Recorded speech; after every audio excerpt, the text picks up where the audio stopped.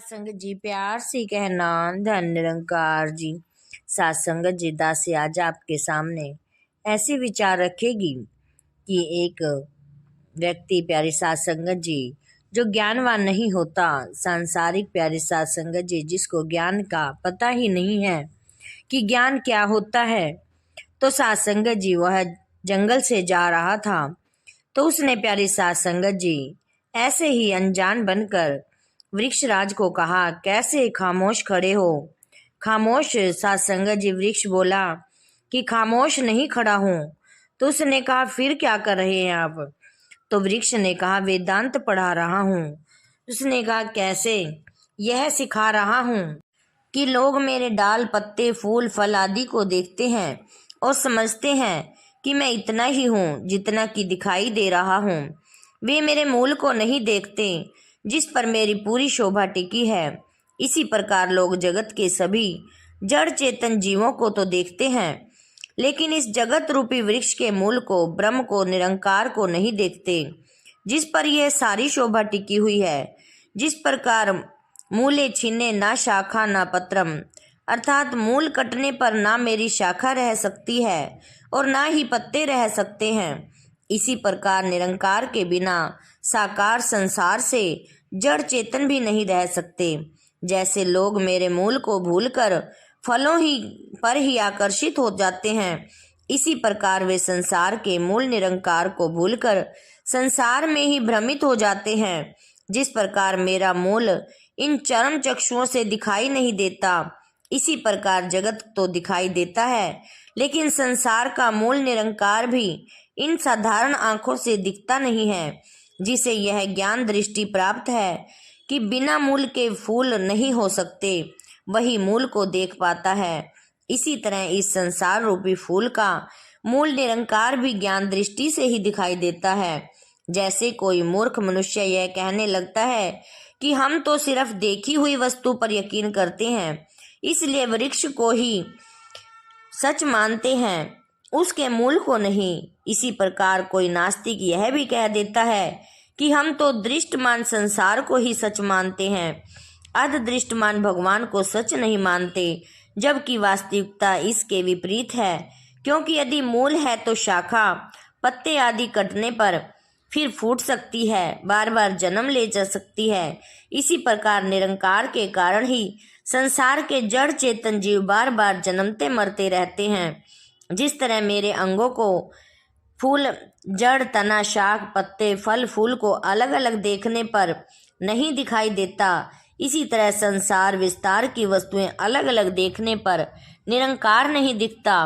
मेरे अंगों में ही जो मुझ अंगी को देखेगा उसी ही में दिखाई देता हूँ, जो जूझों में कुल को देखेगा प्यारी सात संगत जी, पार्ट्स में होल को देखेगा, लहरों को जल में देखेगा, आभूषण में स्वर्ण को देखेगा, घटाकाशों में महाकाश को देखेगा, वह मिथ्य संसार में सत्य निरंकार को देखेगा, और यह ज्ञान दृष्टि से ही संभव है।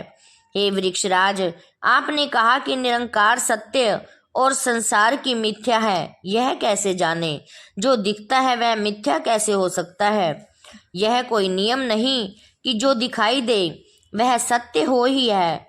स्वप्न, मृग तृणता का जल, इंद्रधनुष, ट्रेन, यात्रियों को दौड़ते हुए वृक्ष सभी दिखाई देते हैं पर सत्य नहीं है।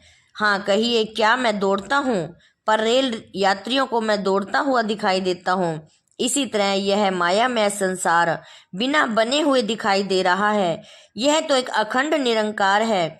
जैसे मेरे अंगों को मुझसे मिथ्या कल्पना की गई है, वरना मैं तो वही एक वृक्ष हूँ, इसी प्रकार निरंकार में संसार की मिथ्या कल्पना की गई है, वरना निरंकार तो एक अखंड निरंकारी है।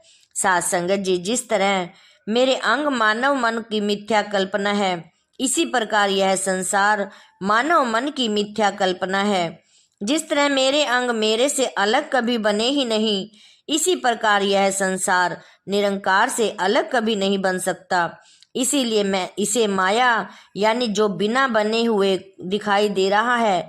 निरंकारी बाबा जी कहते हैं कि जैसे अंधेरे में सांप रस्सी दिखाई देने लगता है और रोशनी होने पर मिथ्या सर्प के स्थान पर सत्य रस्सी ही दिखाई देने लगती है, इसी प्रकार ज्ञान की रोशनी मिलने पर अज्ञान से बना संसार भी निरंकार दिखाई देने लगता है। जिस प्रकार मैं एक अखंड अचल वृक्ष हूँ, इसी प्रकार निरंकार भी एक अखंड अचल और सर्वत्र है। जैसे मेरे अंगों को अलग अलग देखने वाला मुझ वृक्ष को देख नहीं पाता, वैसे ही परछिन्न जगत को देखने वाला एक ब्रह्म को देख नहीं पाता। संसार किसने पैदा किया? अज्ञान ने। सत्य क्यों लगता है? मोह के कारण। क्या ब्रह्म ज्ञानी संत संसार को नहीं देखते? देखते हैं, पर निरंकार के रूप में देखते हुए प्राय कहते हैं कि तेरा रूप है सब संसार। साथ संगत जी, इसी प्रकार देखने का अभ्यास करना चाहिए और एक अखंड यथा नभ व्यापक बाहर भीतर है एक सारा, रूप न रेख न बाल न खाल न पीत न श्वेत न लाल न कारा, चक्कर में सभी तब लो जब लो ना हुआ ज्ञान उजियारा, जानत हंस कोई विरला इस प्रेमपुरी का है पथ ही न्यारा। अच्छा वृक्ष, आपका बहुत बहुत धन्यवाद। साथ संगत जी, उसने कहा कि आपका ही वृक्ष राज, तुम्हारा बहुत बहुत धन्यवाद। आपका भी, क्योंकि मैं कहीं कल चल फिर नहीं सकता। आप जैसे जिज्ञासु संत ने यही आकर दर्शन दिए तो मैं कृतार्थ हुआ। मेरी विवशता है कि मैं चल फिर नहीं सकता। जब आप भी उचित श्रेणी की वृक्ष योनि में थे, आप भी चल फिर नहीं सकते थे। अब आपको सौभाग्य से सुंदर मानव शरीर मिला है, चल फिर सकते हो। अतः सत्संग में जाना कभी ना छोड़ना। साथ संगत जी, ऐसे ही वृक्ष ने उन संत महात्मा को एक शिक्षा दी कि मैं तो यहाँ से चल फिर नहीं सकता। आपको निरंकार ने एक चलने के लिए मानव शरीर रूपी दिया है, तो हमें साथ संगत जी मानव चोले में आकर सेवा सिमरन सत्संग करते हुए बाबा जी के वचनों पर हमें चलना चाहिए, क्योंकि साथ संगत जी, हम अपना जीवन इसी में ही संवार सकते हैं। हम अपने कर्मों को इसी जीवन में ही संवार सकते हैं, वरना तो प्यारे साथ संगत जी, पेट तो पशु घोड़े पशु भी भर लेते हैं। प्यारे साथ संगत जी, हमें उनसे निरंकार ने हमें बुद्धि बख्शी है, बल बख्शा है कि हमें अपने कर्मों को कैसा निवारण करना है, कैसे प्यारे साथ संगत जी अपने कर्मों को संवारना है। साथ संगत जी, कर्म तभी संवर सकते हैं यदि प्यारे साथ संगत जी अपने सतगुरु के वचनों पर चलकर सेवा सिमरन सत्संग करते रहेंगे और समय समय अनुसार जैसे जैसे समय मिले सत्संग पे भी जा सकें, सेवा में भी जा सकें। साथ संगत जी, दासी के भी बोल ना रह जाएं, दासी भी सेवा सिमरन सत्संग करती रहे और बाबा जी के कहे अनुसार हर हुक्म का पालन करती हुई साथ संगत जी माता जी के चरणों में अंतिम श्वास तक सेवा सिमरन सत्संग करती रहे। साथ संगत जी, दासी इन्हीं वचनों से आपसे इजाजत चाहेगी। साथ संगत जी, दासी के इस चैनल को भी सब्सक्राइब कर देना, ताकि हमेशा हमेशा के लिए दासी आपसे जुड़ी रहे। साथ संगत जी, प्यार से कहना, धन्य निरंकार जी। साथ संगत जी।